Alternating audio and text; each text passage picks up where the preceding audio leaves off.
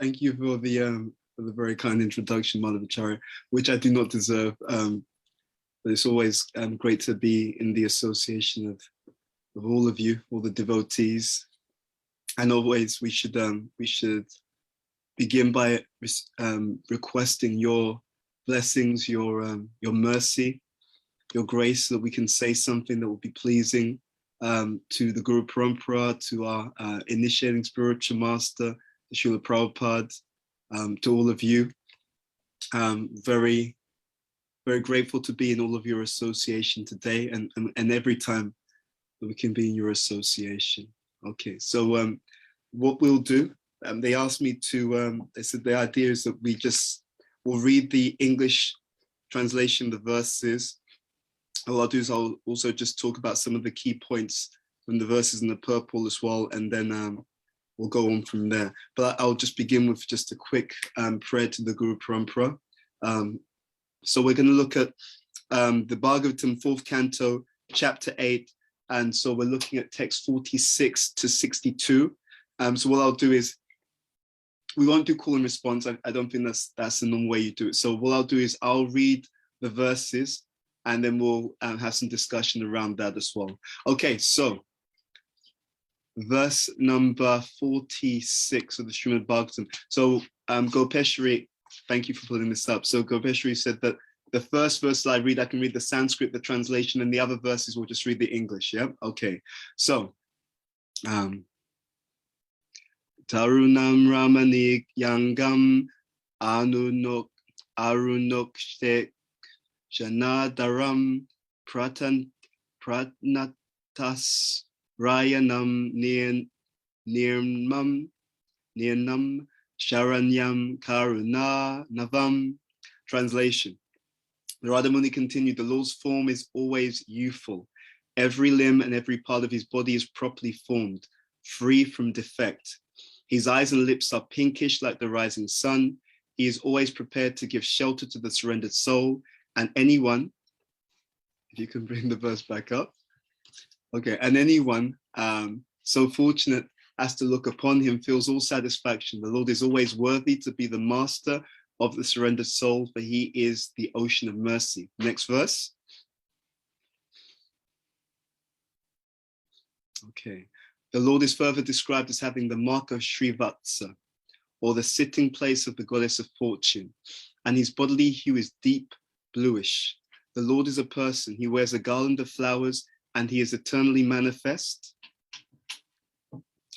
Okay, and he is eternally manifest with 4 hands, which hold, beginning from the lower left hand, a conch shell, wheel, club, and lotus flower. Okay, next verse, please. The entire body of the Supreme Personality of Godhead Vasudeva is decorated. He wears a valuable jeweled helmet, necklaces, and bracelets. His neck is adorned with a Kaustubha jewel, and he is dressed in yellow silk garments. Next verse, please. The Lord is decorated with small golden bells around his waist, and his lotus feet are decorated with golden ankle bells. All his bodily features are very attractive and pleasing to the eyes. He is always peaceful, calm, and quiet, and very pleasing to the eyes of the mind. So to the eyes and the mind. Next verse, please. Okay. Real yogis meditate upon the transcendental form of the Lord as he stands on the wall of the lotus of their hearts, the jewel-like nails of his lotus feet glistening. Next verse, please. The Lord is always smiling, and the devotee should constantly see the Lord in this form, as he looks very mercifully towards the devotee. In this way, the meditator should look towards the Supreme Personality of Godhead, the bestower of all benedictions. Next verse, please. One who meditates in this way, concentrating his mind upon the always auspicious form of the Lord, is very soon freed from all material contamination, and he does not come down from meditation upon the Lord. Next verse. O son of the king, Now I shall speak unto you the mantra which is to be chanted with this process of meditation. One who carefully chants this mantra for 7 nights can see the perfect human beings flying in the sky. Next verse, please. Om Namo Bhagavate Vasudevaya. This is a 12-syllable mantra for worshipping Lord Krishna. One should install the physical forms of the Lord. And with the chanting of the mantra, one should offer flowers and fruits and other varieties of foodstuffs exactly according to the rules and regulations prescribed by authorities. But this should be done in consideration of place, time, and attendant conveniences and inconveniences. Next verse, please. One should worship the Lord by offering pure water, pure flower garlands, fruits, flowers, and vegetables, which are available in the forest, or by collecting newly grown grasses, small buds of flowers, or even the skins of trees, and if possible, by offering tulsi leaves, which are very dear to the Supreme Personality of Godhead. Next verse. It is possible to worship a form of the Lord made of physical elements, such as earth, water, pulp, wood, and metal. In the forest, one can make a form with no more than earth and water and worship him according to the above principles. A devotee who has full control over his self should be very sober and peaceful and must be satisfied simply with eating whatever fruits and vegetables are available in the forest. Next verse, please. My dear Dhruva, besides worshipping the deity and chanting the mantra 3 times a day, you should meditate upon the transcendental activities of the Supreme Personality of Godhead in his different incarnations as exhibited by his supreme will and personal potencies. Next verse, please.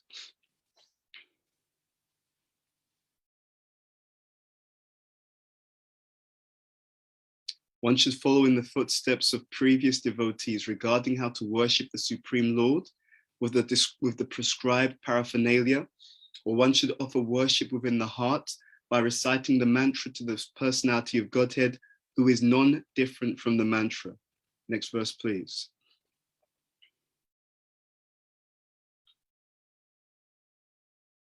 Anyone who thus engages in the devotional service of the Lord seriously and sincerely with his mind, words, and body, and who is fixed in the activities of the prescribed devotional method, is blessed by the Lord according to his desire. If a devotee desires material religiosity, economic development, sense gratification, or liberation from the material world, he is awarded these results. Next verse, please. If one is very serious about liberation, he must stick to the process of transcendental loving service, engaging 24 hours a day in the highest stage of ecstasy. And he must certainly be aloof from all activities of sense gratification. Next verse, please. So this would be the last verse we'll read. Okay. When Dhruva Maharaj, the son of the king, was thus advised by the great sage Narada, he circumambulated Narada, his spiritual master, and offered him respectful obeisances. Then he started for Madhuvan, which is always imprinted with the lotus footprints of Lord Krishna, and which is therefore especially auspicious. Okay, so thank you for sharing those verses. So let's look at this. We can begin with a broader view. So this is a pastime from the 4th canto of the Srimad Bhagavatam. And in this pastime, we hear about Dhruva Maharaj. Dhruva Maharaj, he's a Kshatriya. He has that kind of kingly warrior nature. So Dhruva has been insulted. What was the insult? The insult was that he wanted to sit on the lap of his father, and he was rejected by his stepmother. Okay, she basically let him know that he does not deserve, or he will not have that particular favor. She even goes so far as to say that if he wants to do something like that, he has to be born through her womb before he can actually sit on the lap of his father. What really upsets him is his father did nothing. His father didn't actually protect him. And then in that mood of being hurt, he decides that he wants to go to the forest. He wants to engage in austerity so that he can have a kingdom greater, much greater than his father's kingdom. So Dhruva, the name Dhruva means determined. And the contrast is given in the Bhagavatam, these two queens, Suniti. Suniti means one who follows the rules. Then you have Suruchi, who means one who follows their own taste, meaning their own gratification. So these two different experiences, these two different contrasts are given. So from Suniti, one who follows the rules, she gives birth to Dhruva, one who is determined. And from Suruchi, one who follows her own taste, she gives birth to Uttama, right? Which is again the idea that different types of mentality will lead to different types of outcome in devotional service. And ultimately, what does Dhruva do? Ultimately, Dhruva receives darshan of the Supreme Personality of Godhead. And in that darshan, everything that he feels he was looking for, which is very, very interesting, is given. And this is the first point. So this fourth canto and this story of Dhruva Maharaj is the reminder that every single living entity is only looking for one thing. We're actually all looking for fulfillment. And then within that, what is it? What is fulfillment? We may think it's a nice car, a nice house, fame, etc. But we're all looking for the fulfillment of a loving relationship. We're all looking for the taste of love, the taste of true, deep, and abiding love. You can literally determine how much a person is in illusion by their concept of happiness. It is interesting. So my wife and I, we were looking at something recently, and it was a video, and it's all these famous people talking about how they thought that it would be so great to be famous. And then they're talking about how now that we have fame, some of them were talking about how they have anxiety, and some of them were talking about how they have panic attacks. So there was some, I think some music stars, and they were in a concert, and one of the stars, he was having a panic attack on stage. The fans didn't realize that he was having a panic attack because he just kept pushing through. Right? And then you had film stars, so many different individuals talking about their misconception. And this is where it gets really interesting. Talking about their misconception. The reason for the literature is to remove misconception. The whole purpose of Sambandha, of spiritual knowledge, is that there's no issue in what we want, in the deep sense. The issue is, where is it available? Right? The issue isn't what we want. The issue is, where is it truly available? We want to be happy. And in fact, every issue in the modern world, you can trace it back to a lack of happiness. Why are we abusing the planet? People are unhappy. So we think, you know what, if I'm able to buy more things, if I'm able to consume more things, then I'll be happy. So therefore we abuse the planet. There's, it's really bad actually. There's this case that's going on in the US right now. So Jeffrey Epstein, okay? So he was a very, very wealthy individual.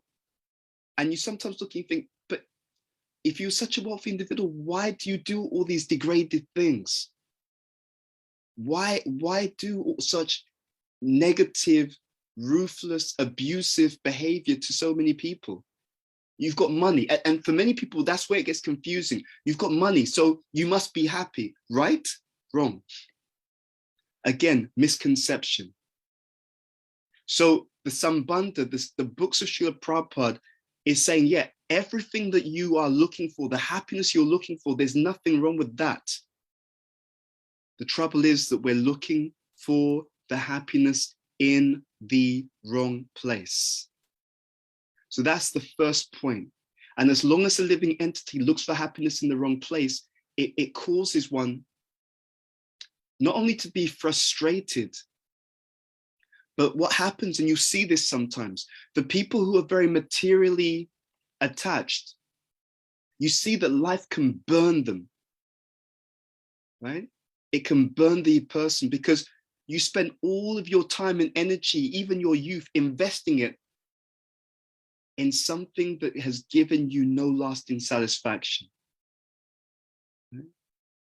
So as devotees of Krishna, to the degree that we take a different direction, to that degree we've been saved from that frustration, that resentment, and that bitterness, okay? But it has a lot to do with truly accepting, okay, do I accept that everything that I'm ultimately looking for, the happiness that that my heart burns for, do I truly accept that it's available in Krishna? Okay, that's the first question that we have to ask ourselves. And to the degree that we accept it, to that degree we're fixed. To the degree that we think, you know what, actually, I think, yeah, Krishna's nice. He's cool. I like him. But there's a few other bits and pieces that can make me happy too. To the degree that we don't accept it, now this is interesting. To the degree that we don't accept it, there's still opportunity for us. I call this the golden circle of Lord Chaitanya. Okay, Lord Chaitanya has a golden circle. The goal is Krishna. But Krishna, he's all knowing. See, he knows, okay, I know you've still got these other attachments as well. Okay, as long as these attachments are not sinful, you can engage those attachments in my service. Okay, so this yukta vairagya, you can engage. Okay, you're into poetry, write poems for me. You like to cook. In these verses, it talks about offering, to the Lord. Yes, you like to cook. Yeah, cook delicious food. In one of the purports in these verses, Prabhupada talks about the offering the best foodstuffs that one can to the Lord. You like to cook? Do it. So what is this saying? This is saying that there are three things that we need to consider. You have sense gratification. That's like the thesis. Then you have renunciation. That's like the antithesis, the complete opposite.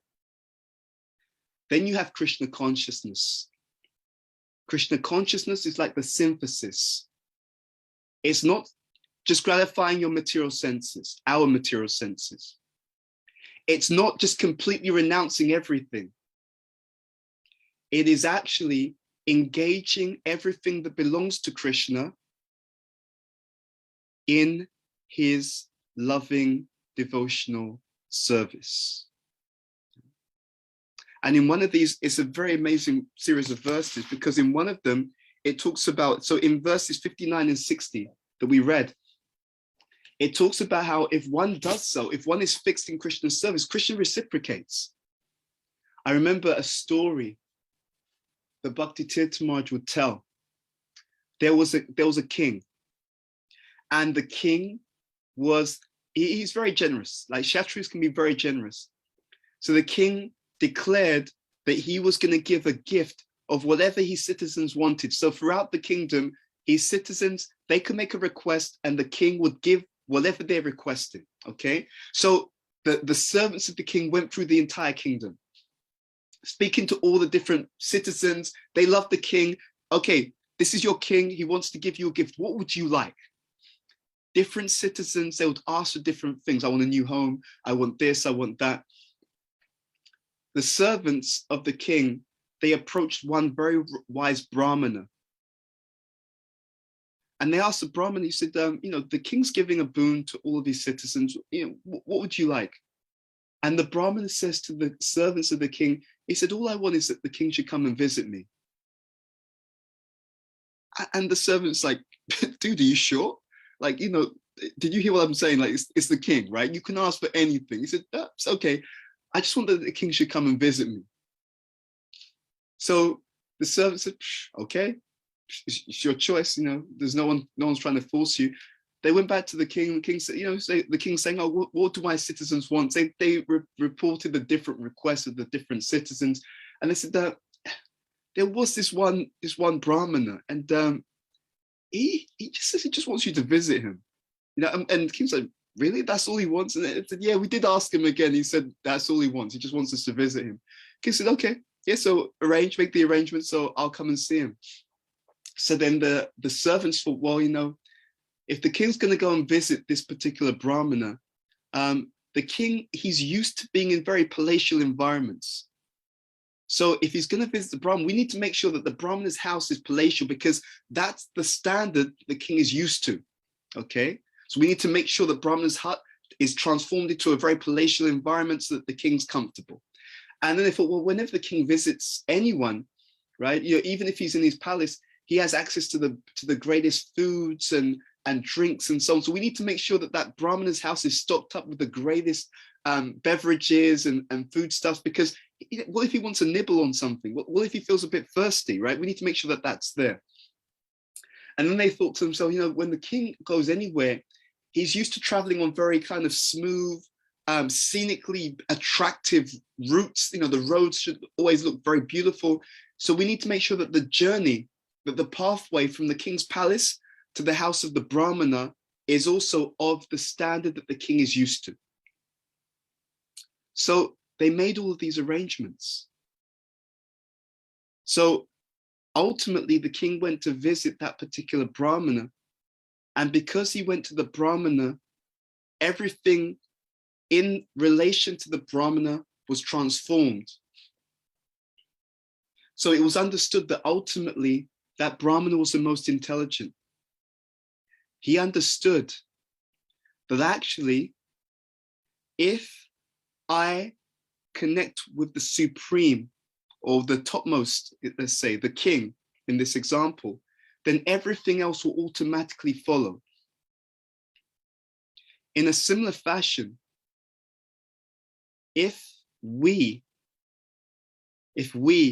make it a point to connect with Krishna, the supreme, then everything else that we need, not necessarily everything that we want, but everything which is going to make us truly happy and truly satisfied, will automatically come into place.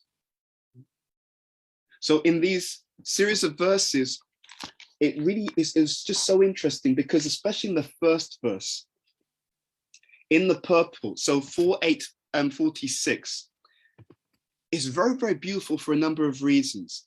And one of them is that in this particular purple, it is speaking about what happens if one surrenders. So I'll read the verse again, and I want to read something from the purple. Narada Muni continued, the Lord's form is always youthful. Every limb and every part of his body is properly formed, free from defect. His eyes and lips are pinkish, like the rising sun. He is always prepared to give shelter to the surrendered soul. And anyone so fortunate as to look upon him feels all satisfaction. The Lord is always worthy to be the master of the surrendered soul, for he is the ocean of mercy, right? And in the purple, Prabhupada says the following: everyone has to surrender to someone superior. Let's pause there. This idea of surrender, I've been experimenting with this for some years.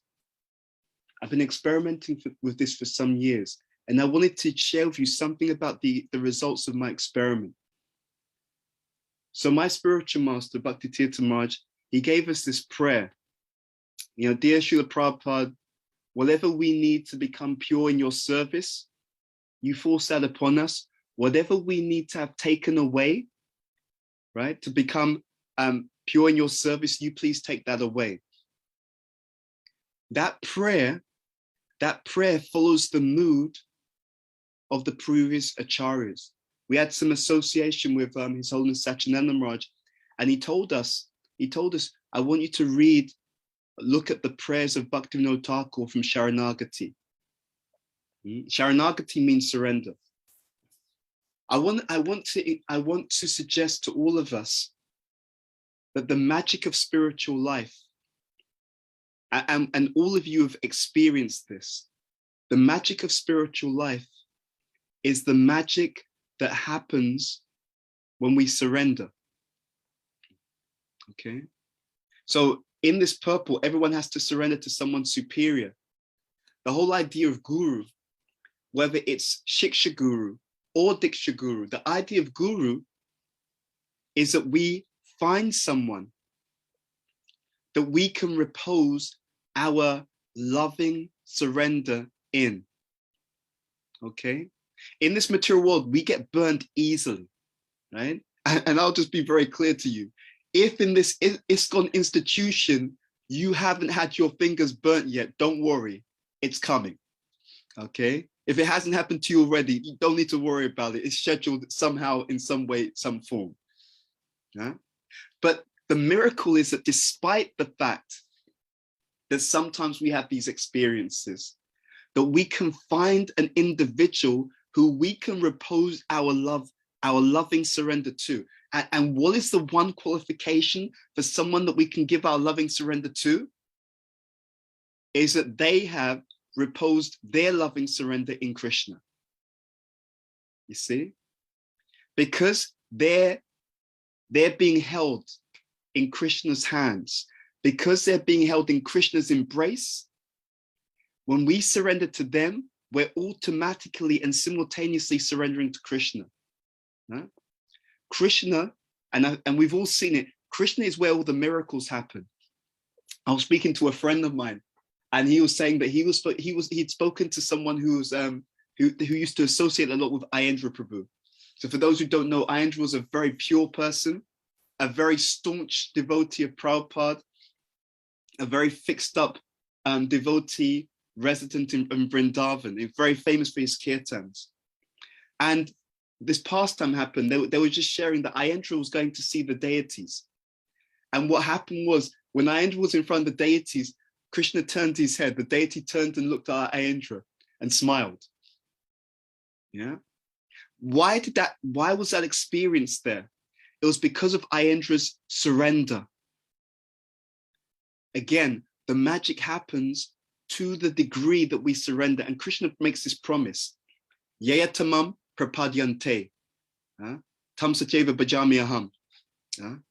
As all surrender unto me, I reward them accordingly. So when someone is fully surrendered, the reciprocation, the magic of Krishna consciousness is fully revealed to that person. But it doesn't stop there, ladies and gentlemen. That's just the beginning. The excitement is that when we are surrendered servants of that person, then we enter into their realm of Krishna consciousness. And because they're surrendered to Krishna and we're surrendered to them, the miracle extends into our life. And I know that many of you on this call, you've had this experience, right? Your spiritual master, like the advanced devotees that you take association with, you serve. You've seen that by being under the shelter and the guidance of such individuals, you've seen that the miracles that they are experiencing automatically unfold into your own life as well. There's an actual purport that talks about how Prabhupada says this in the purport. I can't remember which purport, but I read it recently. How not only does that surrendered soul get Krishna's reciprocation, but Krishna also reciprocates with those who are servants of that surrendered personality. So this is the magic of Krishna consciousness. The magic of Krishna consciousness is the magic of becoming surrendered to a pure and surrendered servant of Krishna. That's how it really starts to work in amazing ways. And therefore, that process also gives us faith. Because faith comes from Shastra, faith comes from hearing, but also faith comes when we start to see how Krishna is reciprocating. But again, yeyatamam prapadyante. He's reciprocating with our surrender of the heart. Now, this can be painful. Let's be very honest. It can be painful because it's not easy to give the heart to someone. It's not easy to give the heart to someone. In this series of verses, Narada Muni is guiding Dhruva Maharaj. In this Vedic age, or in that Vedic age, where people were very dutiful, people acted properly, people were very trustworthy to some extent. There were still bad elements, but still better than it is in the modern world.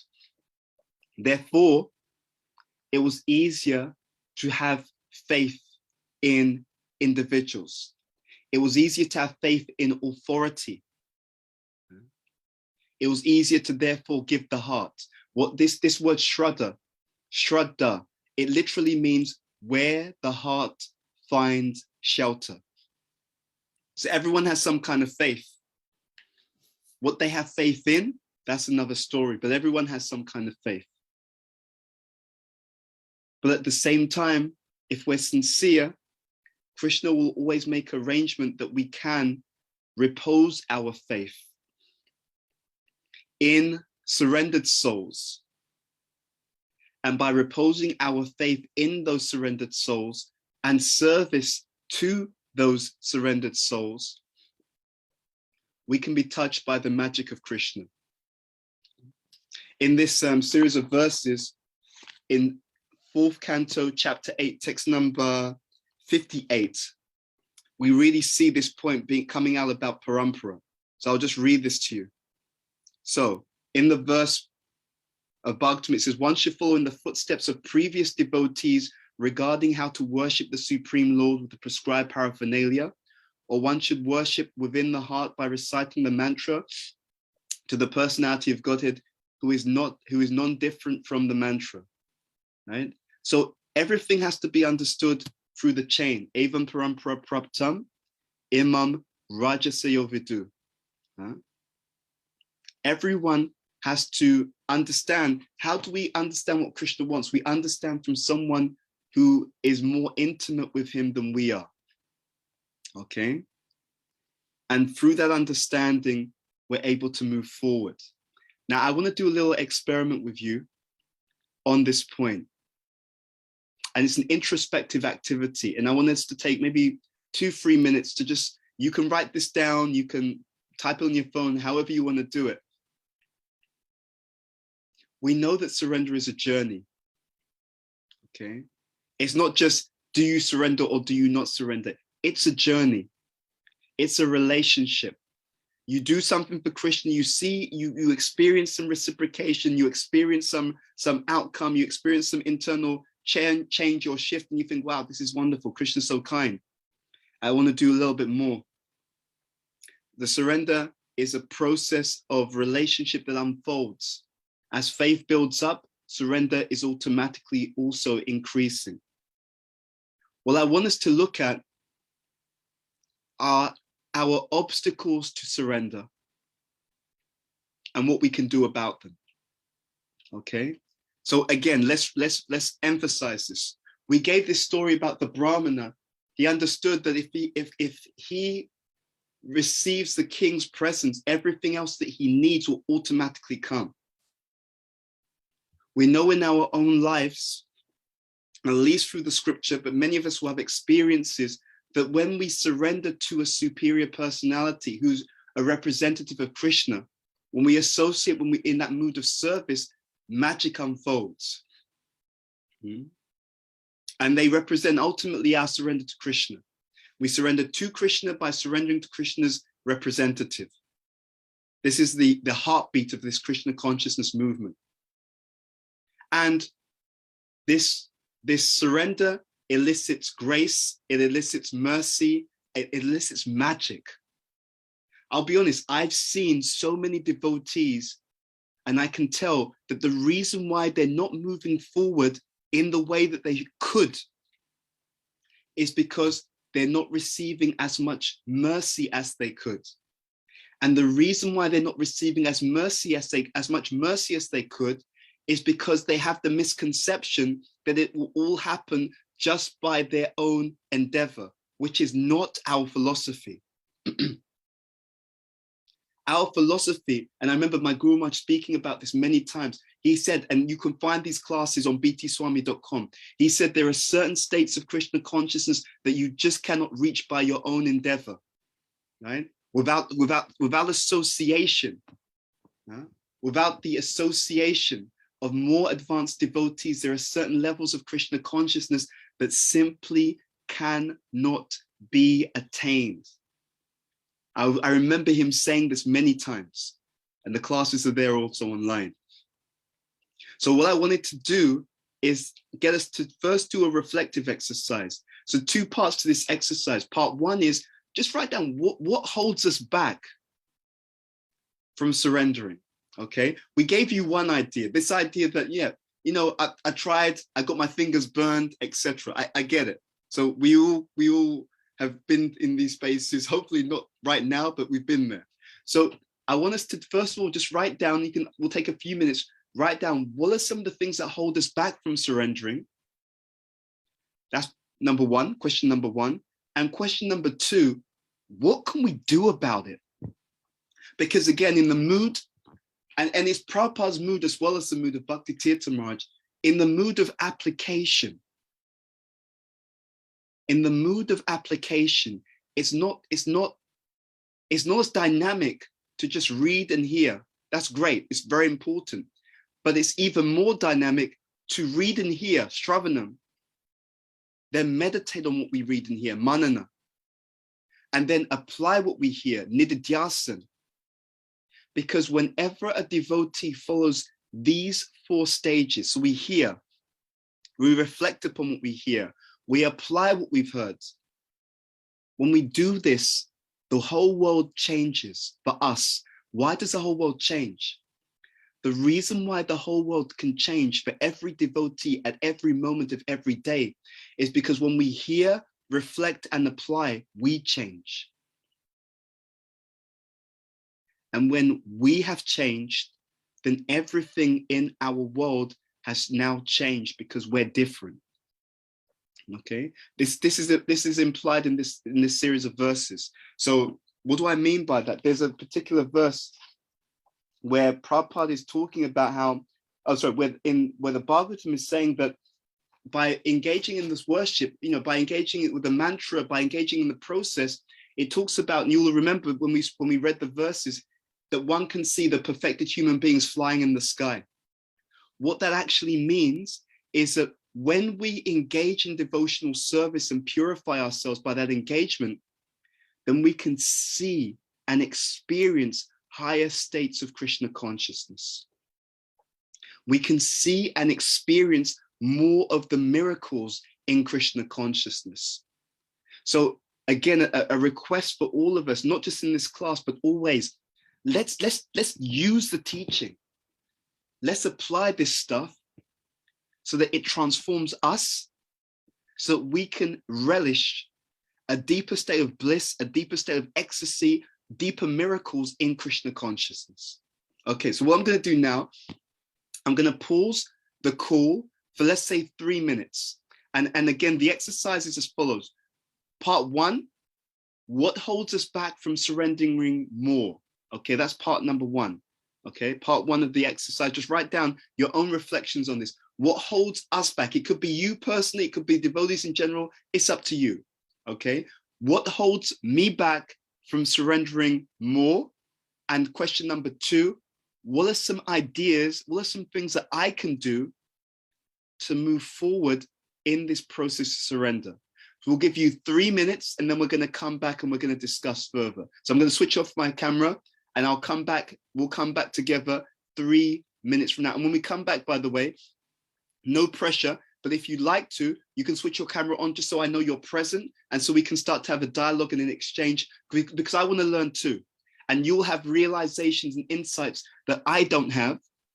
And Krishna can speak through you, Guru Prabhupada can speak through you to enlighten all of us with new ideas, new things that we can do to help us to take that next step in our surrender. And again, emphasizing that surrender means that we open ourselves up to even more of Krishna's mercy, grace, ecstasy, and miracles. So we'll reconvene in exactly 3 minutes from now. Okay, so we've taken some time to write some things down. And what I'd like to do at this point is to have a very open two-way discussion, right? Ideally, if you have your cameras on, that's great, so we can see you, get the body language, the, communication as well going on. But however you want to do it, what I'd like to really do, and I'm happy to kick this off and be open about this, right? So what we want to do, and we don't want any ISKCON cliches, by the way. You don't have to give any kind of like shastric answers, just be very open and honest, right? So we're looking at two things. One, what holds us back from taking the next step forward in our surrender, right? So how can this, what can cause some of the resistance, and what is it that we can do about it? Okay, and to frame this, I'll just share. So I'm conscious that I know that our spiritual master, one of the things he told us, and I spoke to him about this personally, when we went to visit him after he was diagnosed with cancer. So Bhakti Tirtha Maharaj, and I shouldn't say our, because obviously different people have different gurus. So my spiritual master, Bhakti Tirtha Maharaj, I remember asking him specifically about who I should take shelter of after he leaves the planet.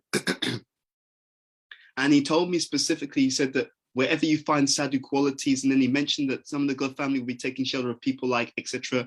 And he gave me some further direction on that, And I'll be honest, I didn't understand how significant that instruction was. I did not understand, because when he was on the planet, just by being in contact with him, so much mercy came. So I didn't understand that actually, when he's gone, you also need people of that caliber so you can continue to receive the mercy. And he gave that instruction to all of his disciples. So I'm very conscious of it. I have to be, I'm a very open kind of person. I'm very conscious that for so many devotees, because of that, because of not having such a level of association, the advancement that would otherwise have been made, what's the Sanskrit term for this? The Shakti, Nityasiddha Sadhana, the Kripa Shakti, the mercy potency that would automatically come by being in touch with someone of that caliber. I can understand that it's not there to the same extent in many devotees' lives when they do not continue to have that level of association. So on the one hand, we have that instruction, and then, at least for me, I didn't understand how significant it was. Well, yeah, it's nice, but after all, Guru Maharaj is always there eternally. But yeah, he's there eternally, but he said you should do this. I didn't understand the significance of it until I had a certain experience. I was speaking to one Prabhupada disciple who passed away. And he did without going into all the detail, he did a certain reading for me. And he looked at the reading and he said to me, who's your guru? And I said to my spiritual master's Bhakti Tirtha Maharaj, I said, that explains it. He said, according to this reading, your spiritual master is no longer physically present, and his presence has such a profound effect on what you experience in your spiritual life. He went on to explain that. So it's in that particular context that I want us to have this conversation, right? What is it? So you can frame it in different ways. We can say what holds us back, or we can say, what can we do to take the next step in our surrender? And I'd love to hear from you some practical ideas. It may be things that you've done previously, which has helped you to surrender. It may be things that you haven't done, but you're thinking about doing it, right? I've got some ideas as well that I want to share, but it's not about me, it's about us. So I'm opening up to the floor. What are some things that you wrote down? What are some ideas? It could be about you in particular. It could be about devotees in general. What are some things that cause us to hold back, or cause us to be reluctant in taking that next step forward in deeper surrender? I'd love to hear any ideas from any of you. And you can just unmute and share. You don't have to put your hands up, anything like that. We'd love to hear from you guys.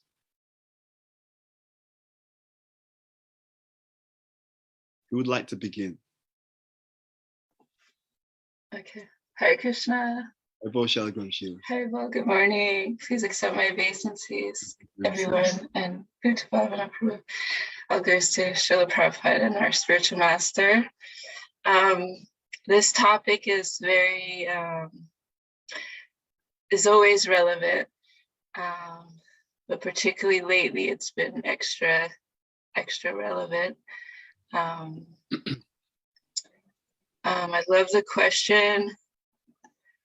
And I recently, I recently had a dream where basically I was invited to do some deity worship on the altar, just any altar, ISKCON temple altar. And I showed up late. I was like, there was only 5 or 10 minutes left to do the offering. And the message that came through for me was that I keep trying to rush the process. It's a mode of passion and ignorance, but wanting to rush the process and get it over with. There's some of that, or maybe a lot of that. And then I wrote down also misperception, misidentification, and then fear of Krishna's grace, mercy, and miracles. Wow. Thank you very much for sharing that, Shalagram. Yeah, I can definitely relate to that, and I'm sure many of us can as well. We want to hear more. I know, Sahadev, you've got your hand up. You don't even have to put your hand up. You can just unmute and speak, Sahadev, and that goes for anyone. Let's start by just looking at question number 1 first of all. Then, so Sahadev, then I want to hear from Madhavacharya, because I saw you've unmuted, and anyone. This is not an ISKCON cliche class. You don't have to give the right answer. Just say what you really see, what you really feel. Sahadev, what do you think? What are some of the things that hold us back from further surrender? Hare Krishna. Thank you so much for this class. I did not write anything down because I had thought about this question before, and it is actually haunting me. And that is why I approached Gurudev, Dr. Maharaj, once in the institute and told him that I'm sorry, but I don't think I'll be able to pray the prayers you're encouraging us to pray, that whatever Srila Prabhupada or Krishna needs to send to us for us to become serious devotees, they should.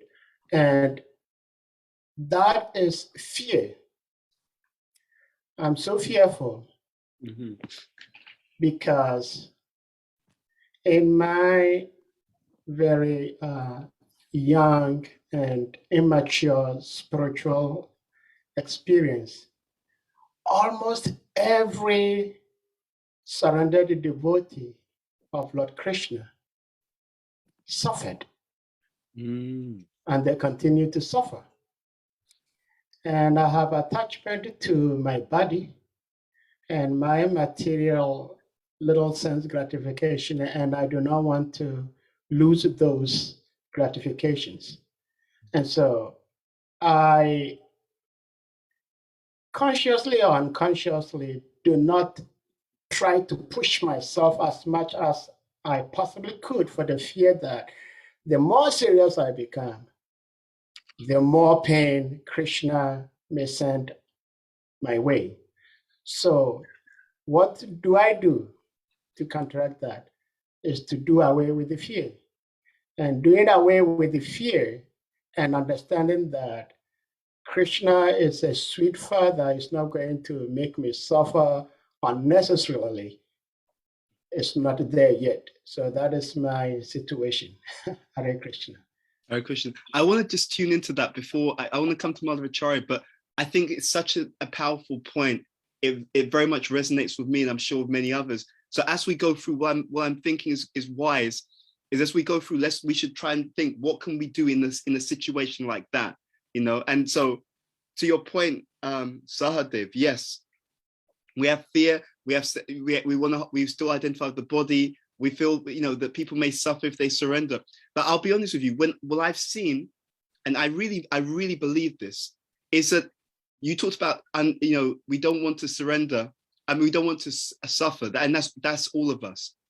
But I've often seen that there's two states. If someone's not surrendered, they're going to suffer anyway, because they've got certain kind of karma that they have to go through. It seems to me that it's better to have your suffering minimized, have our suffering minimized and surrender, than still have to go through it, because it's not that we don't go through it. Because if I believe the teaching, then I know that by surrendering, whatever I have to go through, it's minimized. So I've got don't surrender and suffer anyway, or I've got surrender and suffer less than I would if I didn't surrender. So it seems to me that I'm challenging you actually on this. It seems to me that if I don't surrender, it doesn't actually solve the issue of suffering. And if I do surrender, then it's actually much better for me, because I'm going to suffer much less. I'll give you an example. In astrology, there's many of you may have heard about this. There's a 7.5-year period called Sadhisati, which is meant to be a negative period where Saturn, which is can be a very harsh planet, can give a lot of difficulty. And because Saturn is a planet also of renunciation, right, and loss, it can sometimes, it depends on where it is in your chart, but it can sometimes lead to that. So I went through my Sadhisati period when Guru Maharaj was passing away, right? And so one astrologer told me, said in that period, you were meant to lose everything. but the blessing is that when I was in Sadhisati, I didn't have anything anyway. So I was there in Gitanagari, living in the guest house and so on. I didn't have any material, so there was nothing to be lost, because what Krishna had done is he'd synchronized it so that in a period where you were going to have losses, you actually don't have any assets to lose. So I went through the period, and so I technically still went through Sadhisati, but I didn't lose anything because I didn't have anything. So I'm just giving this as an example. I've often seen that, actually, to be honest, that if there is some trying to, you know, take shelter, that things are synchronized so that they become the least difficult that they can be, and that even if something is seemingly negative, it in some ways can be minimized or turned in some ways to a positive. So I'm just throwing that out for as planting a seed there. We're going to come back to that. Let me go first to Madhavacharya, then I saw Mitravinda. I want to draw you into the conversation because I can see that heart, and I'd love to hear your perspective on things in a moment as well. So Madhavacharya, I saw you unmute. What would you like to share? And then we'll go to Mitravinda if she wants to share. Then we'll go to Sharadiya as well. Okay, Hare Krishna. So I just wanted to share a little later. Shalagram Sheila didn't say how she would transcend those difficulties. Are we going to do that later, or? Actually, because I was thinking to do one part, like look at just part one and then part two, but I actually think I've changed my mind, because otherwise we can lose the first issue. So we should have the solution attached to the issue. So Madhavacharya, you're absolutely right. So Shalagram, yeah, we'd want to hear, we'll go back to Shalagram. We want to hear from you. You shared the issue. How do we resolve it, or how can we work around it, Shalagram? Okay, Hare Krishna. So I wrote here, keep hearing about devotees' process of surrender in order for me to build faith. Mm-hmm. Keep a daily journal of how Krishna comes through for me and for others, and pray to Gurudev honestly. Mm-hmm. That's brilliant. So I'm just making a note from these ideas. So pray to Gurudev. You said keep a journal. Tell me more about the journal. Well, you know, it's about being mindful of how Krishna is coming through every day, and actually making a point to acknowledge that by journaling it, like making it, from up in the mind to down on, on a piece of paper to acknowledge. And then, we can go back to our journal and recall how that, how Krishna came through. That's a really, really and very practical thing that we can do. So thank you very much for that, Shalagram Sheila. So Sahadev, did you give a solution to your particular to the points that you made? I just want to hear, did you arrive at any solutions? And then we'll go to Madhavacharya, then we'll go to Mitravinda, and I see Bhakti Umpo. I'd love to bring you into the conversation as well. Thank you for joining. Sahadev. Well, I think the solution is doing away with the fear, but I don't know how. Okay. Yeah. Okay. That's fair enough. That's fair enough, because we have at least, let's say 520, we have at least 21 devotees, and that means you are collectively on this discussion now. We have over 100 years worth of devotional service on the call now. So we want to bring all that expertise and realization to bear. So I'm going to go to Madhavacharya, then I'll go to Mitravinda, and I'm going to go to Umpo. And actually, no, then I'm going to go to Madhavacharya, then Mitravinda, then we'll go to Sharadia's question and Umpo as well. Madhavacharya, what do you have to share? And then also my dear God sister Jadharani, I can see we'll bring her in as well. Madhavacharya. With your permission, can I speak later? Oh, if you wish to, yes. Listen, I'm your servant. You tell me what to do. Absolutely. Okay. So let's go to who was next. It was Mitravinda. I saw the heart come up. Did you want to say anything, Mitravinda? Hare Krishna. Please send my obeisances all goes to Gurudev Srila Prabhupada. Thank you so much for giving this class, because it's a rare opportunity to hear you. I don't have opportunities. I haven't had opportunities to hear you share very often since you started sharing. So I wanted to say that Sahadev's reflections are always mind-boggling to me. They are so honest, reflective, spiritually intelligent, and emotionally intelligent. Every time. I've never heard anything come out of his mouth that wasn't either one or all of those things. So in regards to this aspect of surrender, for myself, it's like I used to run 3 miles every other day and hike and do martial arts and ride my bike and so many things physically while newly surrendering to the path of bhakti in a conscious state.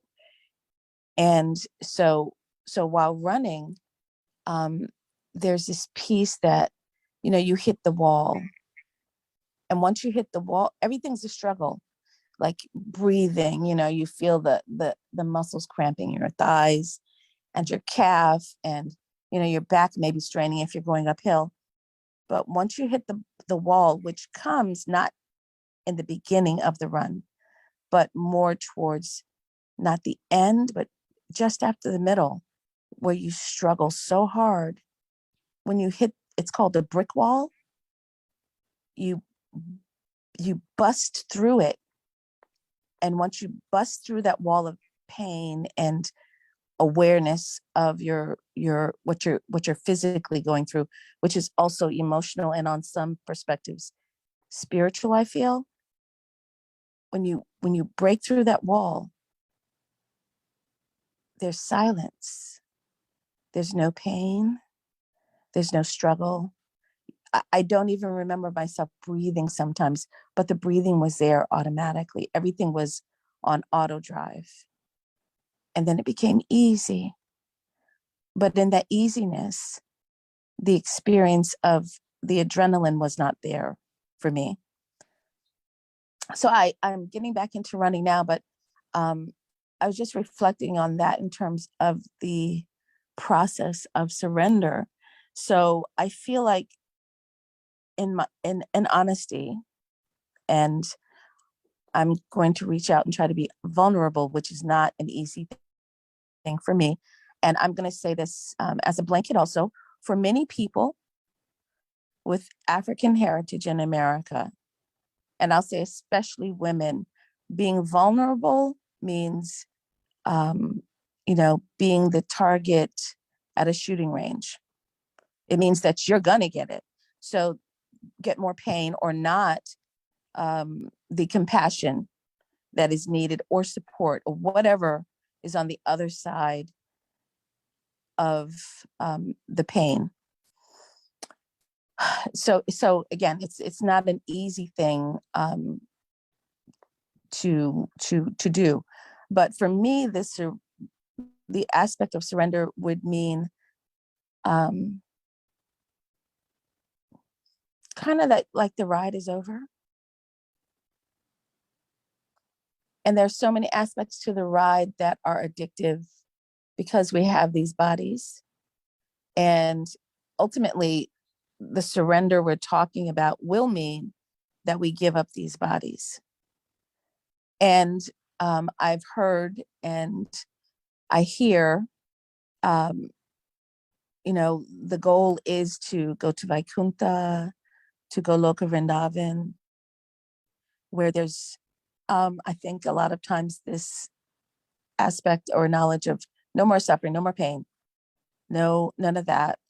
But it does change the dynamic when we're surrendering in that mood, because ultimately the surrender means that we're freely loving Krishna to the point where we do whatever he wants as the beloved, or she wants as the beloved Radha Krishna. Not our will, but their will. And in doing that, it doesn't mean, Gurudev said this, it doesn't mean that we're going to go look at Vrindavan. It could mean that we're coming back to the planet to serve. So that's what I reflect on in this surrender.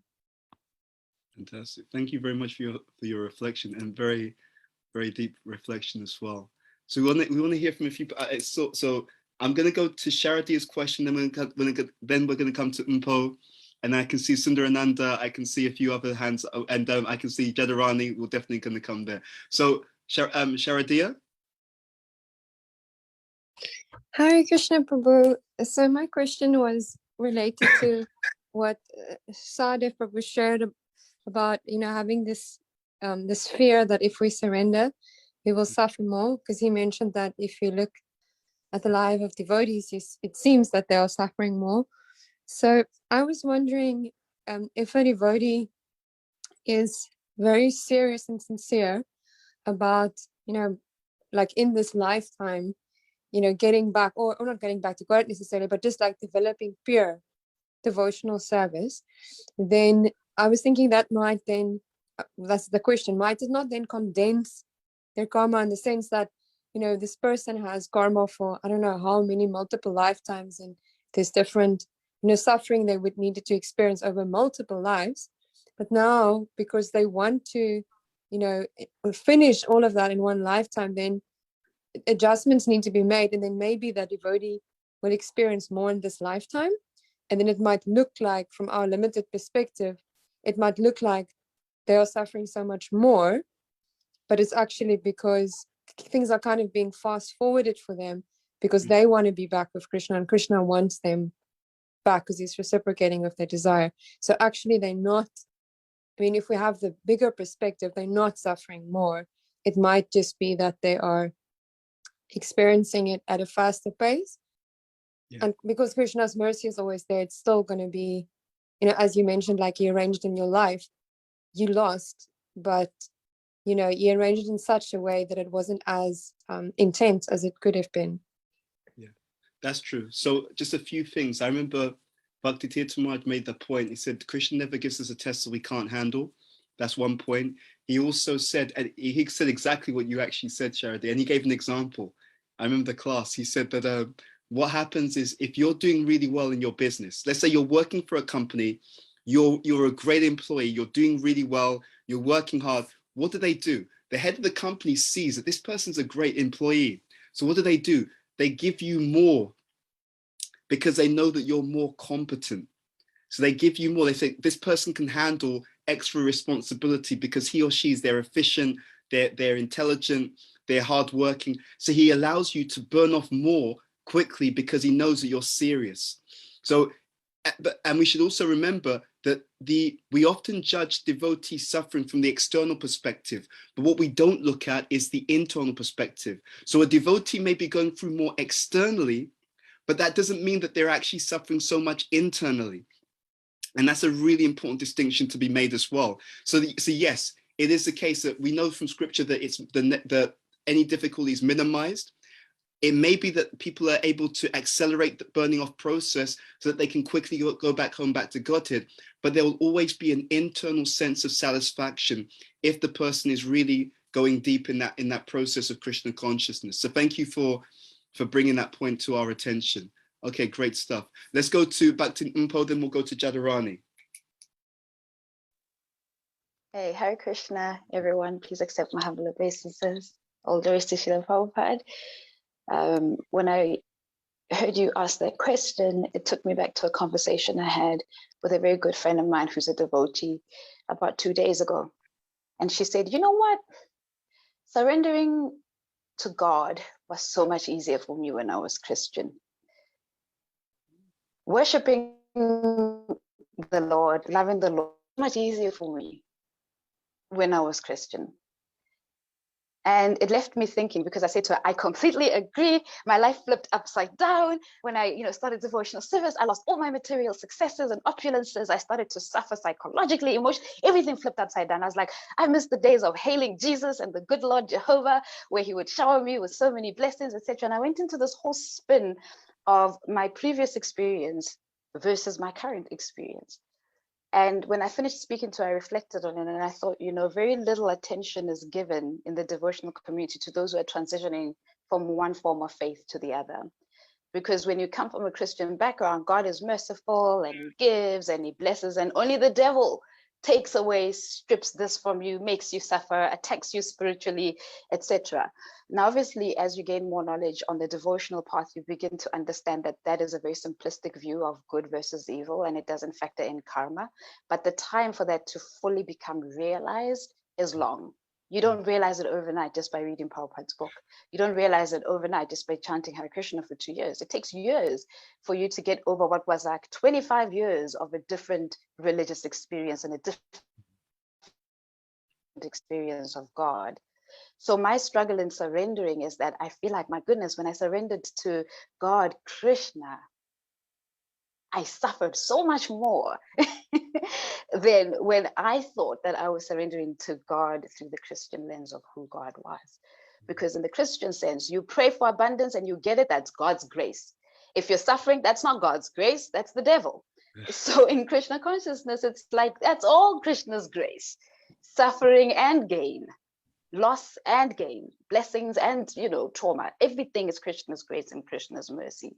But it takes time to accept that when you come from 25 years of believing and practicing and understanding something completely different. So I'm afraid to surrender to Krishna, because each time I thought I did, according to my own perception of what surrender is, which is probably very flawed, I lost everything. I experienced tremendous pain, tremendous trauma, tremendous confusion, and add on top of that the experiences we have in the ISKCON community, which make you want to repel whatever it is that you're told to surrender to so much more. So that's the first thing. And then the second thing is we often forget that we're human as devotees. We hurt, our hearts break, we experience abuse and trauma. And if there isn't a space for healing within a spiritual community for those things, you will have difficulty surrendering to Krishna. Because you say, well, I did, and my guru fell down, and there was no healing process for that. There was no counseling for that. There was no, you're like, oh, but I did. I surrendered this and this. And then I experienced this hurt immediately after surrendering. But because there was no form of healing, no counseling, no therapy, no communal coming together of, people saying, hey, we're going to get through this together, you will think that surrendering leads to tremendous trauma. And because you reject the trauma, you will reject the surrendering process. So sometimes it just boils down to how community heals. And sometimes it boils down to what your background was before you came into Krishna consciousness. And those two things can have a huge impact on whether you surrender or not, or whether you even understand what surrender is to the version of God as Krishna. Bo, I think that's very powerful. Everything that you said, very deep. I mean, that's a whole class in of itself. But Bo, because I'm conscious of time, and I want to make sure there's space for other people to. But Bo, and I know you, and I know that you're a fighter and so on. I want you to share one thing, at least one thing, to that point, something that can help. Because I think you've made it such a key point, and I would like to dig into it even more if there's time. But this point about the fact that we're human. We have needs. There needs to be that communal space for healing. What is something that you do, or what is something that devotees can do that creates that space so that when we go through challenges, we can still keep moving forward? So can you give me a way out of the darkness? That's what I'm looking for. I wish I could, and I wish I had an answer to that, because I ask myself that question all the time. Where I have found, this is the irony, where I have found my space of healing, of total acceptance, of a push towards truly loving God, has been in the Christian community. So my thing is that we need to stop differentiating between karmis, devotees. They're Christian, they're Muslim, they're Buddhist, I'm a Hare Krishna. God is in every single community and is in every single person. And so I think seek healing, even if it means going outside of your own community, so you can come back to your community 10 times strengthened. Because for me, when something in my devotional life as a bhakti yogi it doesn't go too well, or when I'm really struggling, I've got Muslim friends, Buddhist friends, Christian friends, Hare Krishna friends who have formed circles of healing and who are able to create space for me, just as I create for them in their own spiritual path to heal. So I can only say from my own experience, don't limit your conception of where Krishna will bring the healing, because he can use anyone. And we need to be able to be open to the fact that he can use anyone of any faith, of any religious background, to help us get back to him as Krishna. It's amazing that my Muslim friends helped me become more Krishna conscious. It's amazing that my Christian friends helped me become more Krishna conscious. But that took me realizing that if I'm not finding the healing within the community where I am now, I need to understand Krishna can also bring it through other people outside of the path that I'm on. Mm-hmm. Thank you very much for that. And I'm just going to also reinforce a point. I think it is absolutely essential. I mean, and that's in no way to negate anything that you said, because what you said I think is fantastic. But I'm going to say also, I know that my spiritual master, Bhakti Maharshi Prabhupada, they'd also want to make sure that we as devotees also provide that space for healing as well. And that's something that we can definitely do a lot better. Okay, so but thank you very much. And I think that's very real. I want to go to Jadarani. I saw a few other hands up and I want to go to them as well. Jadarani, please.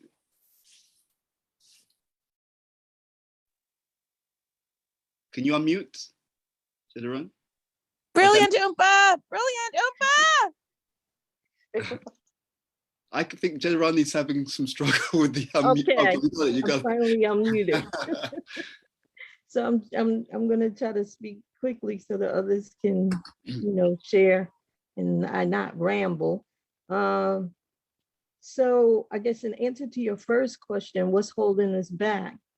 I thought about, so we came into this lifetime with a particular vehicle. Krishna gave us a particular vehicle. He doesn't make mistakes. And I think I've taken it for granted, that I have this vehicle that I'm supposed to work through. And, when you don't take care of the vehicle properly, you're not resting properly, you can also, you offer your, you offer the food stuff to Krishna and you take the remnants, but it's like, but what are you eating? Is that proper for your vehicle? When are you eating? Are you resting properly? Are you, so I'm endeavoring to do better there, because if you don't take care of the vehicle properly, it's like we've been given this gift like the Brahma Muhurti hour, you know, to connect with the Lord. And well, that's the best time of day to first connect with the Lord and arm yourself to be able to function in this world, but not just function, but to be able to serve, you know, with what we've been given. And when you don't take care of that, everything else is kind of like it can spiral out of control and it causes stress. And we're not managing Krishna's time properly. So, okay, that's one thing. And then with all the things that we need to do, the regulative principles and chanting, and to help us, you know, be in a place where we get picked up and Krishna can use us better to forward his mission. I think I take for granted the power of association. And, you know, I've been blessed to be around some devotees, and some of you are on the call right now who are very disciplined, you know, mature and advanced devotees. And it's not just enough to just associate with them. You really should study, how's that devotee successful? You know, how's that devotee successful in their spiritual life, and learn from, you know, learn from them, and endeavor to be more disciplined, and also identify the tools that you need to serve better, and pray for the humility to ask for help, you know, when you need it. Let's see. And also, I think I should beg Krishna more to help me remember and see the Lord in everything that I'm experiencing. You know, whether it feels like a, you know, warm and fuzzy good experience, or something that's really difficult and challenging. You know, I need to pray more to Krishna to help me to see the Lord in everything, and learn the lesson, you know, so I can go on to the next, you know, level, so that I can be of service to the Lord. And I wanted to say one more thing really quickly. I want to share with you guys something that came directly from the Lord, from our Guru Maharaj's mouth. And he said, the more we put into Krishna consciousness, the more we get out of it. You can surely get more from Guru and Krishna, but first you must find the time and ways to put more in. As we study day to day our schedule, it is important to see how we can improve in all areas. If you do this seriously, you shall become a powerful leader. So that was the actual words of our Guru.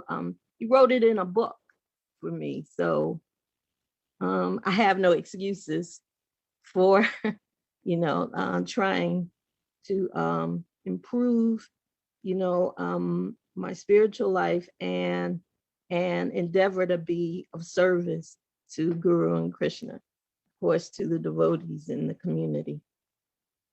Well, Jadharani, thank you so much for that. There was like I've got pages of notes from everything that you were saying, and it's incredible. And I also want to say, Mitravinda, Mpo, I think the two of you would be fantastic if you connect together. I think that there's a lot of synergy that the two of you would have. And I want to say thank you to everyone who's spoken so far, because there's so much good advice and ideas and direction and guidance that you've all shared that's really useful. I want to go to Sundarananda, then I'm going to go to Kunti, I'm going to go to Bhakti Gamya, then Madhavacharya. Sundarananda, Prabhu. Hare Krishna, Prabhu. Bhuta Bhavana, Prabhu, it's so nice to see you over Zoom and listen to you. Thanks for this format. It's novel and very helpful. So yes, firstly, I was thinking, you know, what's holding me back from surrendering? I would say is my ego, my giant false ego, and the passion, you know, that I have. So like Saligram Srila Prabhu was saying that you know, we sometimes get into this passionate, you know, mode, and that I believe, you know, holds me holds me back from full surrender.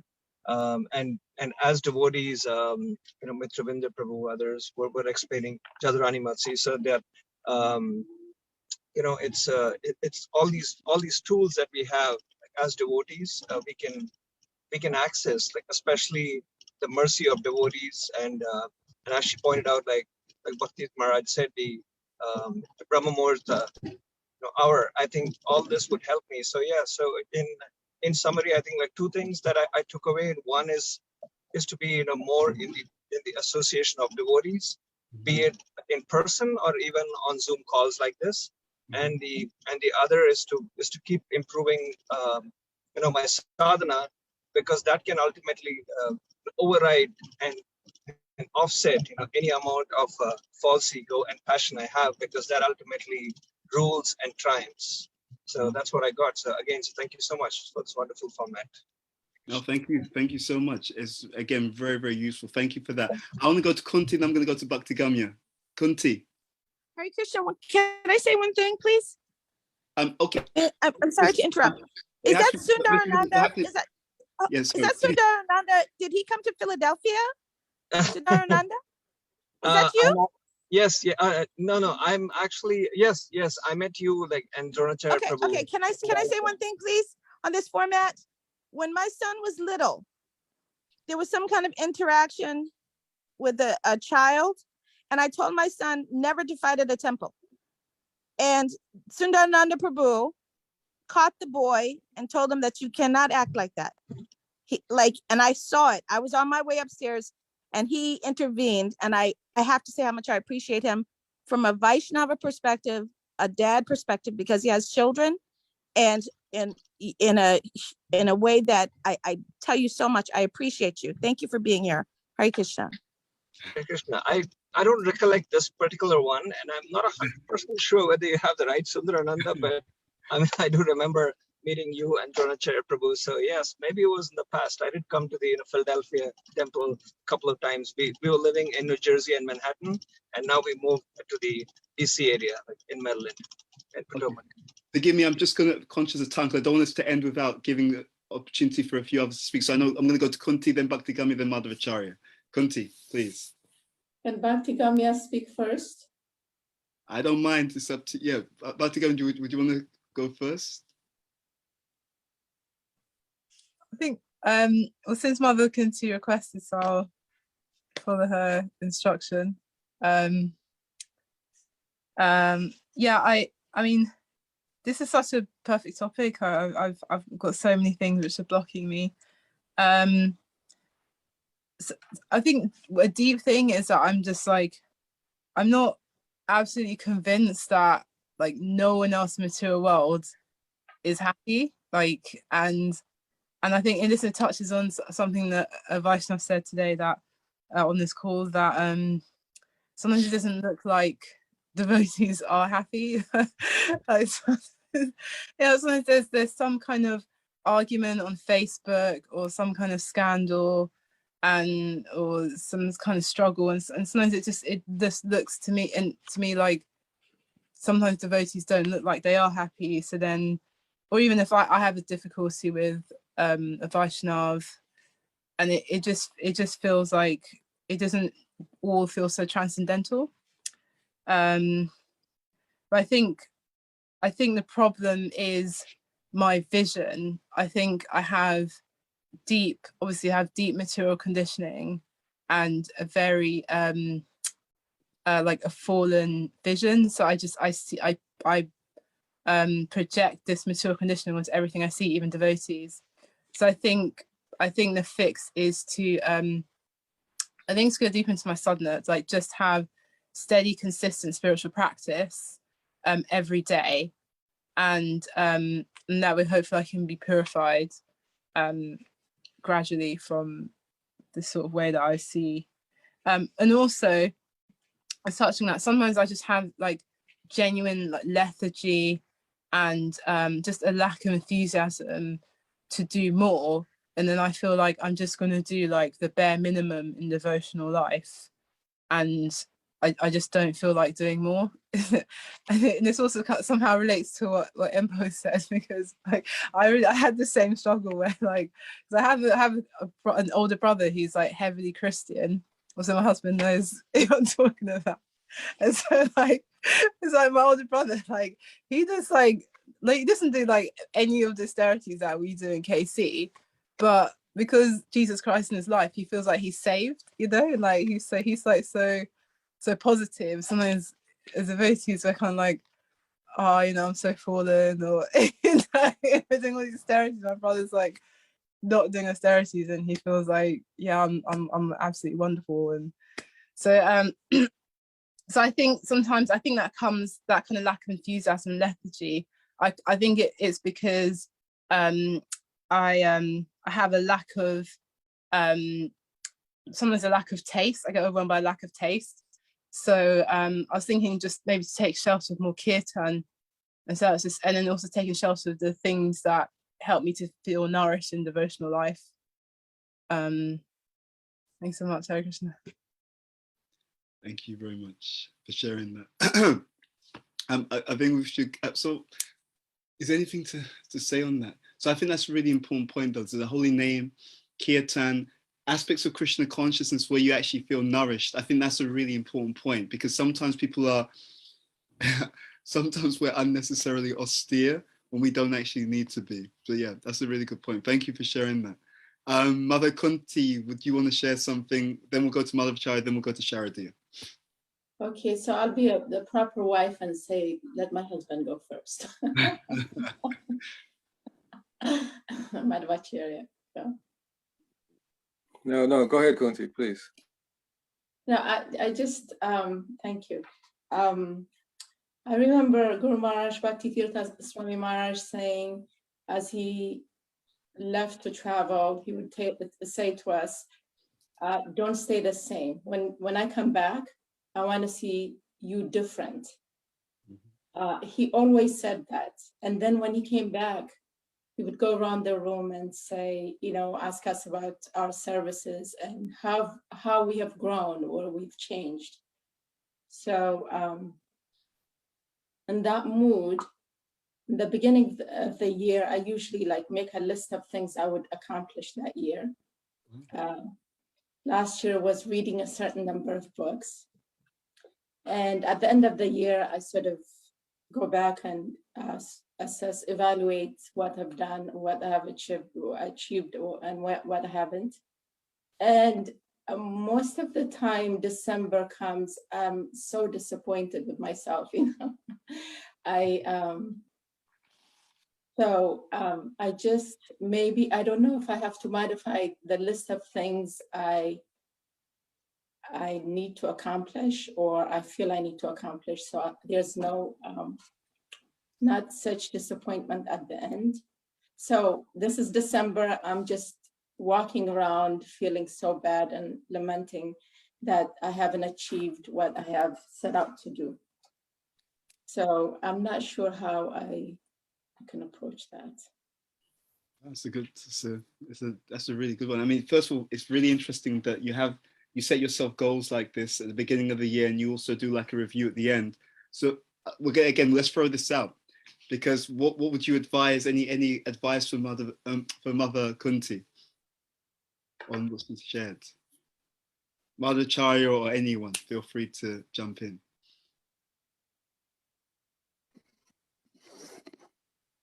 No, let someone else give advice. You know, the wife may not listen to the husband so much. You know. No, seriously, anyone, we'd like someone to give some advice or some input there, because this is a great forum for getting ideas from each other, and we should do a lot more of this. Is actually have those forums where we can discuss and share ideas, because where one person is strong, another person may really be struggling. You know, and so I'm taking out some really great ideas from you guys, and I'd love to hear anyone give some response to Mother Kunti's question or query. Anyone? May I give some feedback, Bhuta Bhavana? It's Loka. Yeah, you don't have to ask me. Just go ahead, Loka. It's not advice. It's not advice. It's sort of what Kunti said was so resonant with myself. for years and years and decades and decades and decades. And so, you know, as I was reflecting, I was listening, I was remembering an old statement. It's a Goethe couplet. When we make the commitment, Providence moves. And so how often I make promises to myself or I set myself tasks and I don't actually commit. I say I'm going to do it, but that the commitment, no matter what, come hell or high water, I am going to do this, is often lacking. And I've discovered that over years and years and years of setting myself goals and then not following through. And so, you know, I've been really reflecting on this a lot lately and realizing that commitment is, you know, like we hear in the pastimes of Damodar, you know, the two fingers short, you know, that first finger is effort. You have to make the effort. I have to make the effort. And so I try not to set myself goals that I know I can't follow through on, that aren't realistic. But I really am doing a lot of reflecting these days on commitment and what that means to follow through. Fantastic. Thank you very much for sharing that. May I just say something real quick? First of all, let's do it, please. First of all, how much more? I think that we're going to have. Can you stay till 12 noon, Bhuta Bhavana, or 15 more minutes? Yeah, I can stay as long as you guys. This is, for me, this is fine. I'm getting so much from it. I just want to make sure I'm not going over your time. That's the thing. So I think for devotees, we're going to go 15 more minutes till Eastern time, 12 noon, and then we're going to, you know, because some have other services we have to get to, but we want to get as many people to speak as possible. So I just wanted to put that in. Also, in regards to my wonderful wife's comments, is that I think that sometimes devotees, because this relates back to what your wife said about how her brother said, "I'm saved by Jesus Christ," and so he was, you know, that was the source of enthusiasm for him. I think devotees, we should always, you know, kind of take time to appreciate the beauty of our path and how desperately we are loved by Krishna. And while we sometimes fall short, and we sometimes, I mean, it's not just a matter of falling short. Sometimes we fail. Sometimes we're hurt. Sometimes, you know, we go through traumatic situations. But that, you know, that Krishna desperately loves us. He desperately wants us back. And he's, you know, with eternal love comes eternal forgiveness. With eternal love comes eternal patience. And as long as we don't give up, we will be successful. That's for sure. Fantastic. Thank you so much for sharing that. I thought it was really, really beautiful. I'm gonna go to, I think, Robert, you wanted to share something, then we'll go to Sharadia. Please. Yeah, I say something, Bhuta Bhavana, I'm sorry. I think my husband was responding to what I said, but please have him speak at the end, please. Yes. Yeah, no, I mean, yeah, absolutely. Madhavacharya, first of all, before I go to Robert, actually, is there anything else you wanted to say aside from responding to Mother Kunti? No? Okay. Okay, Robert, please, and then we'll go to Sharadia. Hare Krishna, everyone. Madhava, thank you for the kind invitation. I appreciate it. I was thinking along the lines of what Kunti was saying, and then Madhava's answer was very very helpful.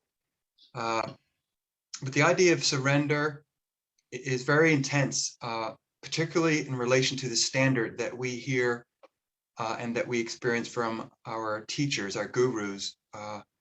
It's a very high wall to climb in order to get our spiritual practice to that level.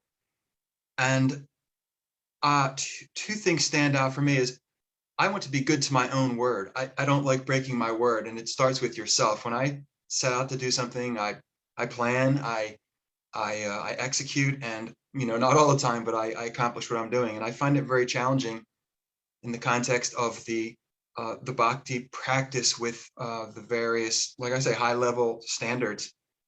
And I find myself not feeling guilty. I feel guilty a lot. I'm not doing this. I'm not doing that. I'm not doing, whatever the requirements are, the necessities to have a strong practice.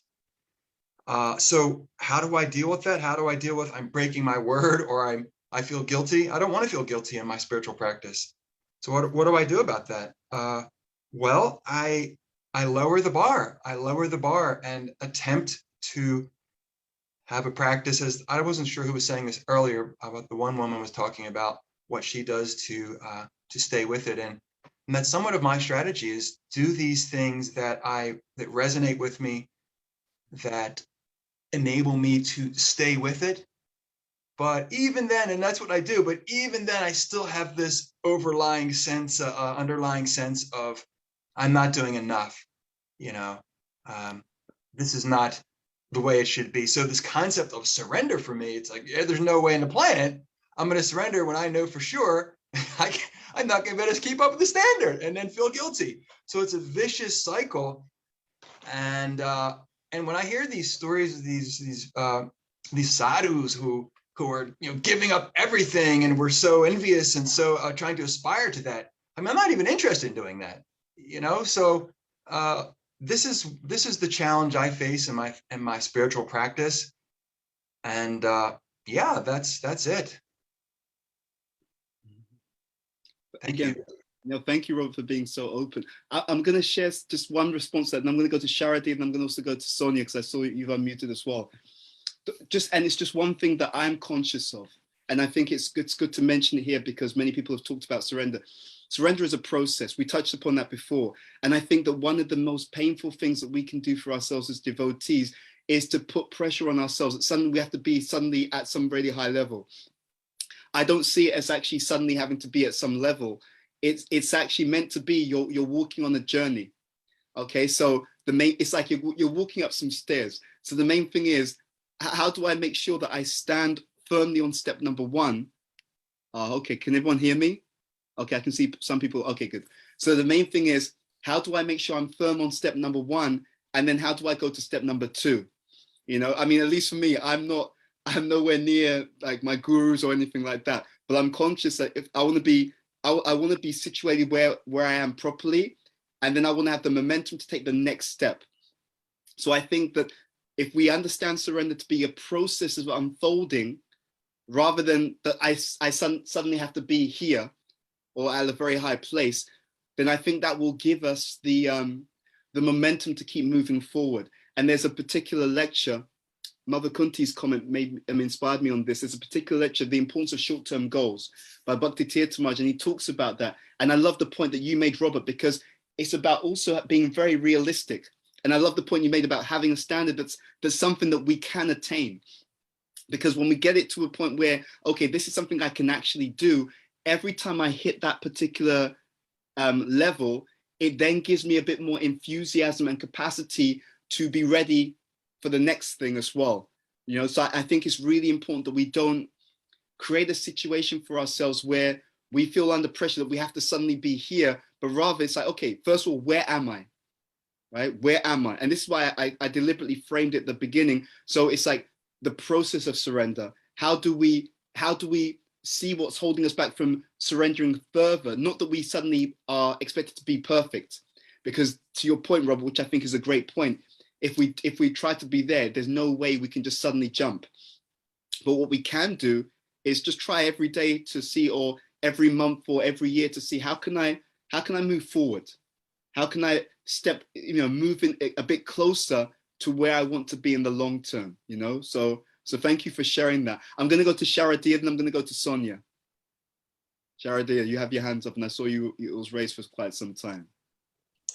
Hi, Krishna Prabhu. Thank you so much for giving me time. I'll try and be brief because I'm conscious of time. So I came to Krishna consciousness when I was very young. I was 18. And I also have to add, I came from a very conservative community. So when I met the devotees, I was very enthusiastic to, to kind of like embrace the whole process and the culture right from the start. But there was like kind of like a big backlash for me, because my family and my friends and the whole kind of community which I was in, they really didn't understand it. So, they were quite radical. Some of them would just cut off me and also my family members and they would say like really extreme things, like, you know, you need to go for exorcism, like really, really radical things. But at the same time, you know, I was really trying to involve myself in the devotee community, but because I was young, I think I didn't have so much maturity and understanding. So I was, you know, trying to surrender in the sense of just doing whatever was asked, and, you know, just, you know, also just accepting anyone's authority. And I think because I was experiencing, like, from my family and from my community, I was experiencing like you know, rejection for choosing Krishna consciousness. I was really hoping to find more of a family with the devotees and really support. And in my early years, I really experienced a great lack of that. And then what happened is, because I had, you know, really like tried to, you know, just give everything that I could, you know, in terms of time and money and everything I was really trying to give, it really, I think, damaged my trust. And now I see that I'm very like, you know, I'm almost suspicious often, especially of like leadership, because I've had that difficult experience. But now when I reflect upon that and think, what can I do? I think one thing that I realized, you know, as you pointed out, that surrender is a process. So I think a big part of being able to surrender is trust. But I think one thing that I realized is that we should, you know, not trust people, but also not blindly trust, but trust should be like developed over time. And we've got to be, you know, mature in like developing relationship with devotees, and then only, you know, giving them gradually more of our trust. And I also think that I need to learn to adjust my expectations, like, you know, looking at the situation and really understanding what is it that this community or, you know, this authority can realistically give me. Because I think then, you know, I think that's a more mature approach. But I'd really love to hear some of the other devotees, if they've got any, you know, feedback or suggestions. That would be very helpful for me. Hare Krishna. Hare Krishna. Thank you, Sharad. I just want to reinforce what you said, because I found that to be incredibly significant, because I've seen that generally devotees who feel a bit burned, it's because it's not the trust that was the issue, it's who they trusted, how they trusted, and how much they gave. And I think that one of the things we have to be better at doing is understanding, yeah, everyone's in the process of Krishna consciousness, but look, some people are more sincere than others. Some people are more even materially, you know, able to relate and more familial and supportive than others. And if we don't do that, then we can get burned very, very easily. And then rather than thinking it's this devotee, then we'll think it will affect the whole way that we see Krishna consciousness. And so I want to reinforce that point. I think it's so important, Sharadia. I'll go to Sonia, then I'm going to go to Ishapanishad, and then Madhavacharya. I don't feel very qualified to speak, but listening to all the comments, I think my big, fat, huge ego is the biggest hurdle in my bhakti process.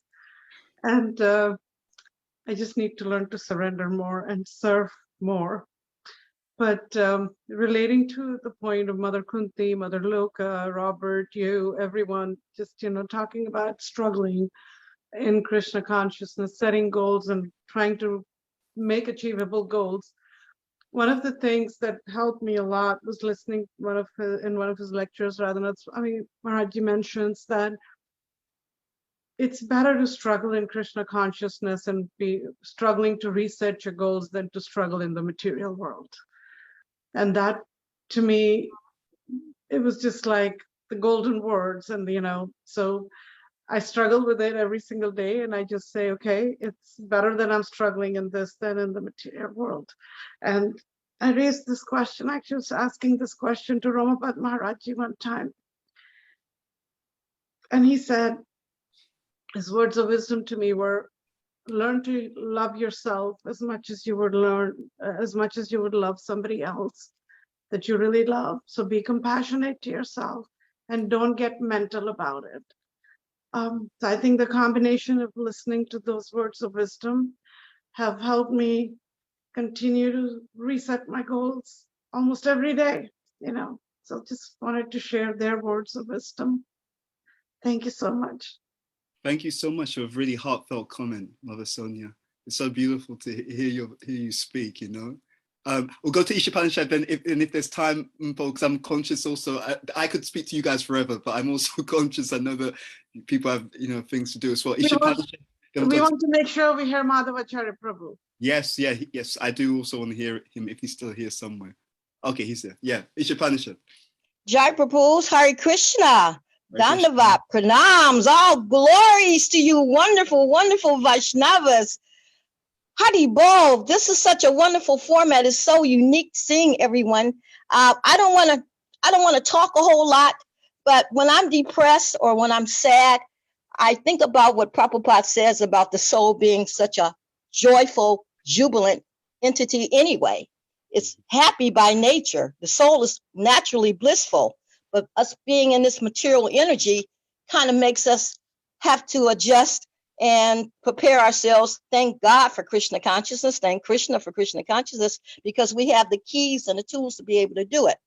But when I'm being upset or depressed about what I'm not doing and how I'm not doing this and how I'm not doing that, I just have to sing. You know what I mean? I'll take a song and I'll sing it to anybody, and I always have to include Krishna in it. For some odd reason, wherever I go, I like to include Krishna because I think that that's what I should be doing.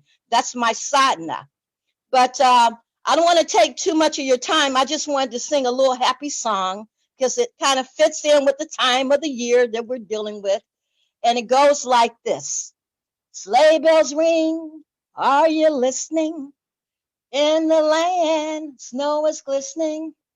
A beautiful sight, we're happy tonight, chanting in the winter wonderland. Gone away is the bluebird, here to stay is a new bird. He sings a love song as we go along, chanting in the winter wonderland. In the meadow we can build a snowman. We'll pretend that it's Prabhupada. He'll say, are you chanting? We'll say, yes, we are. But you can do the job more when we're in town. Gather around as we're listening by the fire, chanting Hare Krishna. So you guys can complete the song with me, you know what I mean? This will make you happy. Chanting, we need to be more enthusiastic. We need to feel good about ourselves. We've been given the highest, it can't get any better than this, you know? It just can't get any better. We are so very, very, very, very fortunate. And we have to have the faith. We just have to have the faith. It's about the faith. And chanting the holy names makes you have the faith by any means necessary. That's all I have to say. I'm waiting to hear from everyone else. Madhavacharya, Haribol, Kunti, hope that was helpful. Sing, everybody, just sing. Yes, that was very helpful. Beautiful. Beautiful. Beautiful. I'm going to go to Madhavacharya, then I'm going to go to Umpod, and I think we should close. So Madhavacharya, what did you want to share? Wow. I'm just blessed out by Mother Isho. You know, she's such a advanced devotee. But let me tell you. But one of the things I wanted to say was about setting realistic goals. And Mother Kunti is a really good example. I'm going to just put her stuff all out on the street for her, and she can fuss at me later, because she sets these goals of like, okay, her goal was, I'm going to read 5 chapters a night. Now she works 27 hours in a 24-hour period. You know, she chants her 16 rounds every day, of course. She goes to bed exhausted, and she's dyslexic. So to have a goal of reading 10 chapters a night, it's just unrealistic. And then you don't, you know, then you're disappointed when you don't meet the goal. So it's not a realistic goal. And one thing that everyone has talked about, or that everyone is kind of, one thing that is a sure cure for some of the problems that we all experience, that I experience. One is, of course, is chanting, but the other is developing loving relationships. This is just such an important thing. Faith comes from chanting, but faith also comes through our association, with other devotees, and developing loving relationships, you know, approaching it in a mature way, as mentioned, developing loving relationships within the devotee community is just fundamental to our advancement in Krishna consciousness. And developing loving relationships and then ultimately developing loving communities is something that will make Krishna consciousness attractive to everyone in the whole world. It's just fundamental, developing loving relationships. I need to work on it. I'm not as available as I should be. Robert, I know, you know, my apologies to you and to others, but it's just developing loving relationships. It's just so important. It's as I said, it's fundamental. Fantastic, thank you. Whoa. I revolted that. No, and I think that's such an important point, because it really seems to me that a lot of it has to do with association and how we experience spiritual life. Spiritual life is a lot to do with which devotees we associate with and how we associate with them. And so sometimes what I've seen is that if we want to have a better experience, we need to seek out, and even if it takes some work, we need to seek out those devotees who we can associate with, where we can get that positive energy and encouragement. I know that Mpo, you wanted to share something. I know we're over time, so I'll just pause it here and say, if people need to leave, completely understand, you know, like that. I don't want to like hold people back from their service and so on. But if Mpo, if you want to say something, and then I think we'll close. Okay, I'll try and be very quick. I hope you can all hear me, because Bhuta Bhavana, you were breaking. Can you hear me? I can hear you, if you can hear me. So I'll give you, Krishna just purified me during this lecture. So I run a little side hustle baking business. And usually out of pressure, I jump into the kitchen, I start baking, I make the cakes because the customers come in to pick them up in a few hours and I don't have time. I have to rush. But today I consciously, deliberately prayed to Krishna first, which I don't often do. I'll pray at the end when I'm offering. And I say, please help me. This cake is yours to make. I'm just an instrument. Srimati Radharani is the expert cook. I know it will be her baking. I surrender. I surrender, Krishna. And then I tuned into your class and I was like, you see, Krishna, I'm so surrendered that instead of playing all of that common music I usually play when I'm baking, I'm listening to Bhuta Bhavana. Oh my goodness, and he's speaking about surrender while I'm surrendering to you. And I've prayed so hard before baking. And so I really, really felt like I'm so proud of myself in an egoistic way because I surrendered the baking process today. And just now I switched my video off and I went to check on the cake and it's a complete flop. It's a complete flop. It's an entire, I have to start all over again and I'm under pressure because the customer's picking it up first thing tomorrow morning. So this brings me to a point I wanted to mention earlier, which is that sometimes we have material expectations of our surrender. So I surrendered to you. Why is it that today my cake is flopped, but on all other days when I'm just doing whatever I want in the kitchen and I'm not even thinking of you, they turn out so amazingly. So the next time someone says, surrender to Krishna, surrender is a good thing. I'm going to have this experience of today and I'm going to be like, I'm not so sure that surrender is such a good thing. You know, in this instance, it's a silly example, but it's a real-time example because I'm smelling my burnt cake to say that sometimes we have material expectations. If I surrender, ... If I surrender to Krishna, I expect, etc., etc., etc. And then when we don't get that, then we think surrender is completely useless and we don't even try anymore. I'm going to be skeptical now before I go, I surrender the baking to you, Krishna, because my cake just flopped entirely. Really bad. No, Baba Kunti, do you want to say something to that? Because I saw you got muted. Oh, I didn't mean to unmute, but you know, Upa, I mean, I'm just so in love with her. You know? Yeah. This devotee, I don't know her. Where are you? I'm sorry. Maybe we can talk later. I think the two of you should connect. Mpo, do you want to just say where you're from, if you're there?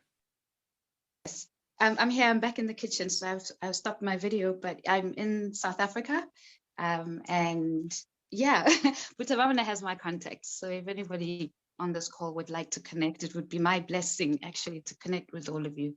So if you know his number, Bhuta Bhavana, you have my permission to give it to anyone.